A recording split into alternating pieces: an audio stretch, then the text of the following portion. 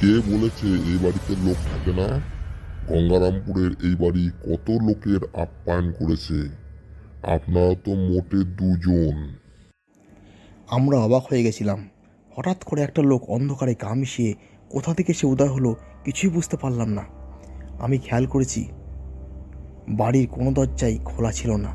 তাহলে লোকটা কোথা থেকে আসলো? গঙ্গারামপুরের এই বাড়িতে অনেকেই আসে। কেউ পথ ভুলে আসে, কেউ শখে আসে। আমাদের এই বাড়ির দরজা সকলের জন্য খোলা। বাড়িটা একটা ধ্বংসস্তূপের মধ্যে নিজের অস্তিত্ব রক্ষার চেষ্টা করছে। আসুন, ভিতরে আসুন। ভিতরে একটা ঘর পরিষ্কার আছে।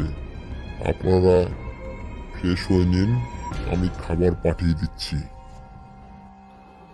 এই উনি কি করে জানলো যে আমরা এখানে আসবো? তাছাড়া বাড়ির তো সব দরজা বন্ধ, তাহলে উনি কি করে এই জায়গাটা আসলো?